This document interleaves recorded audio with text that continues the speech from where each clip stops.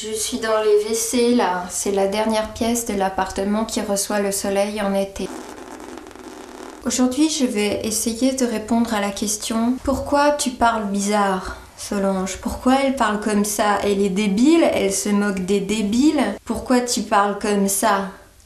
Grosso modo, dans la peinture, il y a eu un moment où on a arrêté de peindre les choses comme on les voyait et on a essayé de les peindre comme on les ressentait. Au début, ça a été très mal perçu, parce que ça voulait dire parfois faire des tâches.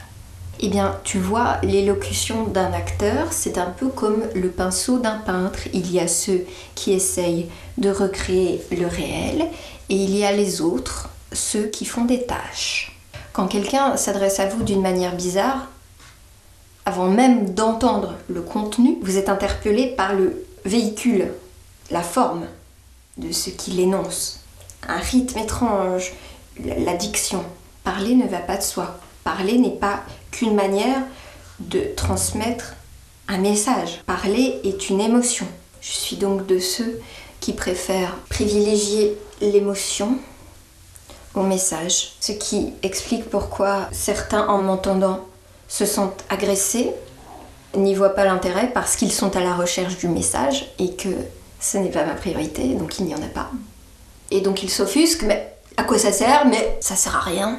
Ça sert à rien ce truc. C'est un peu ce qui s'est passé aussi dans le nouveau roman, par exemple, que j'affectionne, où on a arrêté de se concentrer sur ce qui se passait et qu'on a commencé à s'intéresser à comment on dirait qu'il se passe rien. On peut appeler ça le style. J'aime beaucoup les films où il ne se dit en apparence rien, mais où c'est dit longuement. Pourquoi j'aime ça? Pas parce que je suis bobo. Parce que ça me fait vibrer. C'est ce que je recherche, c'est j'ai soif de cette complication parce qu'elle me renvoie à mon expérience de vie. Ce n'est pas simple pour moi de communiquer avec l'autre. Cher YouTube, tu débarques ici, peut-être que tu as 12 ans et que c'est toi qui m'as récemment insulté et tu te demandes, tu vois cette fille, tu te dis pourquoi elle parle comme ça? Oh, il y a la lumière. Pourquoi cette fille parle comme ça? Elle a un problème? Elle veut faire genre quelque chose? C'est un code entre elle et d'autres qui veulent m'exclure. Je me sens exclue. Ça me frustre, ça me frustre. Quand j'ai commencé à imaginer que je serais actrice, je me suis spontanément mise à parler autrement que dans la vraie vie. Parce que je savais que je ne pourrais pas reproduire le vrai, le réel, et que ça ne m'intéressait pas. Alors autant accentuer l'artificialité. J'ai dû entendre des gens le faire. Quand quelqu'un me raconte une histoire ou incarne un personnage d'une manière dite artificielle, je suis très très séduite personnellement. Parce que cette personne me dit « Entre toi et moi, on sait que c'est faux ».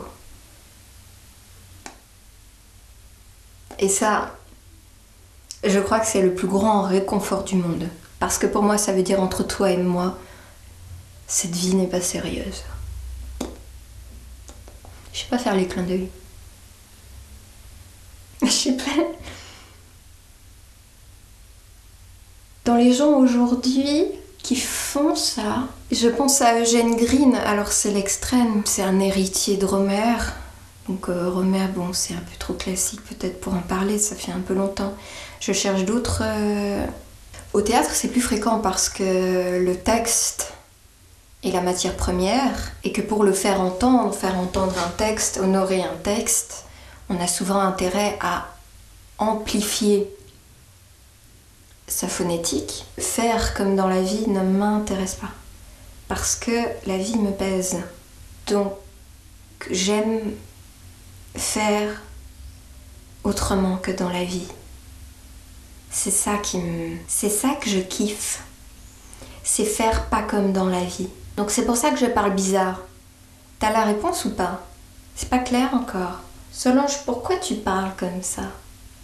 Écoutez parler Brigitte Fontaine. Écoutez parler Jean-Pierre Léaud. Écoutez bien sûr Fabrice Lucchini. On peut aimer ou ne pas aimer, mais ces gens modèlent la réalité avec leur bouche pour en faire quelque chose d'inédit. Et c'est ma mission sur Terre. Si t'as atterri ici, c'est peut-être que ça touche toi aussi et qu'on a ça en commun, tu vois. C'est quoi parler bizarre? Parler normal, c'est bien. Je ne sais pas comment tu es arrivé là. Et peut-être que quand tu tombes sur un objet qui t'interroge, ton premier réflexe c'est de dire Urk, pourquoi il parle comme ça, putain. Alors si c'est toi et que tu es resté jusqu'ici, bah salut, je suis gentille, je veux communiquer avec toi aussi. Ce n'est pas parce qu'une chose te déstabilise qu'elle est mauvaise. Je pense qu'on accède à des plaisirs très subtils et gratifiants quand on accepte d'être déstabilisé par des choses qui nous sont un peu étrangères. Si tu es déstabilisé, déjà, admets-tu que tu es déstabilisé? Tu rencontres un objet qui détonne avec ta culture quotidienne, quelle qu'elle soit. Cet objet, c'est moi. Je te mets mal à l'aise. Il y a un inconfort, tu n'es pas sûr de mes intentions, et dans ta tête, ça se passe en une fraction de seconde. Ça peut basculer d'un côté où tu dis « Oh non, non, non, non, non, non, non, non, non, non, non. Pourquoi il y a des gens qui aiment ça? Est-ce que je suis le seul? Est-ce que c'est moi? C'est ma faute et je comprends pas. Qu'est-ce que vous voulez y trouver ?» Souvent, c'est l'orgueil qui te fera basculer de ce côté-là. Ou alors, soit tu diras « Ok, stop. Quoi? Qu'est-ce que c'est que ce truc? Qu'est-ce que ça fout là? Respire. Regarde. Va faire un tour. Reviens. Laisse travailler le truc. Et peut-être que tu vas dire « Wow, ok. Il y a ça. Ok, en fait, ça va tellement plus loin. C'est beaucoup plus profond. » On peut s'entendre. Et ça peut être drôle. Ça peut être drôle de pas se comprendre. Et on a le droit de rire de ça. C'est pas forcément de l'agressivité. C'est pas forcément t'es avec ou contre moi. C'est pas ça. Quand on dit quelque chose, il y a la chose qu'on dit et il y a la façon de le dire. Paradoxalement, chez des gens un minimum tolérants, ouverts et disponibles, la façon de dire est plus efficace que ce qui est dit. C'est pour ça qu'entre gens sensibles, j'ai l'impression que la diction, l'élocution est un meilleur véhicule de mon amour vers toi que le thème, le sujet, le contenu. Qu'est-ce que je vais te dire? Que la guerre c'est mal, que...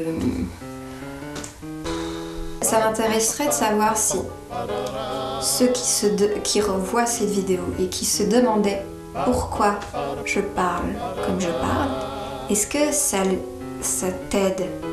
Est-ce que t'as compris un peu plus? Bobo, j'ai un problème avec le mot parce que c'est tout le temps négatif. Personne aujourd'hui n'oserait se revendiquer bobo. Ça veut dire qu'on est nuisible, néfaste. Bon, je fais ce que je peux pour la quotidienne, c'est pas trop quotidien, mais je fais ce que je peux.